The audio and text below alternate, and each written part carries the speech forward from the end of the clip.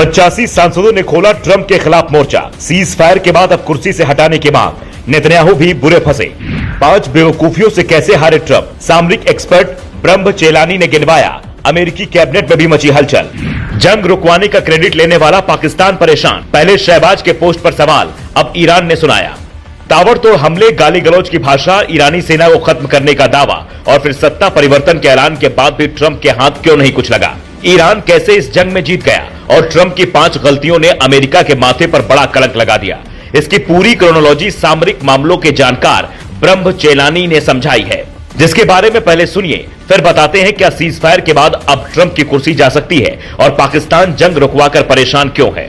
इन 5 मोर्चों पर हुई ट्रंप की हार। पहली, इस युद्ध का मुख्य उद्देश्य ईरानी शासन को बदलना था, जो पूरी तरह फेल हो गया। इसके बजाय युद्ध ने ईरानी शासन को और मजबूत कर दिया। जो सरकार पहले आंतरिक दबाव में थी, उसे नया जीवन मिल गया और उसकी पकड़ सत्ता पर और मजबूत हो गई। दूसरी, युद्ध से पहले होर्मुज स्ट्रेट खुला था, लेकिन अब ईरान स्वेज नहर की तरह यहां भी ट्रांजिट फीस वसूलने की स्थिति में है। इससे ईरान को आर्थिक मजबूती मिल गई है। तीसरी, युद्ध के अंतर्राष्ट्रीय आर्थिक नुकसान भारी और लंबे समय तक रहने वाले हैं। गल्फ और ईरान में ऊर्जा बुनियादी ढांचे को हुए नुकसान का असर पूरी दुनिया पर पड़ेगा।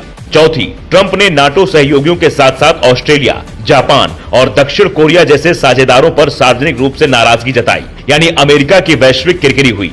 पांचवी, युद्ध ने न सिर्फ डोनाल्ड ट्रंप के व्यक्तित्व की साख को भी नुकसान पहुंचाया, बल्कि अमेरिका की विश्वसनीयता पर भी सवाल उठाए। ट्रंप के हाथ में सिर्फ तबाही के मलबे के अलावा कुछ नहीं बचा। शायद यही वजह है कि पहले युद्ध की वजह से अमेरिका को हो रहे नुकसान के खिलाफ 80 लाख लोग सड़कों पर उतर रहे थे और अब 85 डेमोक्रेट सांसदों ने ट्रंप को राष्ट्रपति पद से हटाने की मांग की है। उनका दावा है कि सीज फायर का फैसला काफी देर से लिया गया, इसलिए 25वें संविधान संशोधन के तहत राष्ट्रपति डोनाल्ड ट्रंप को अयोग्य घोषित कर पद से हटाया जा सकता है। इसकी आशंका इसलिए भी जताई जाने लगी है क्योंकि जब जंग का ऐलान हुआ था और नेतन्याहू ट्रंप से सीक्रेट मीटिंग करने पहुंचे थे, तो उस वक्त उपराष्ट्रपति जेडी वेंस वहां मौजूद नहीं थे और उन तक जब यह खबर पहुंची तो वो शुरुआत में युद्ध के खिलाफ थे।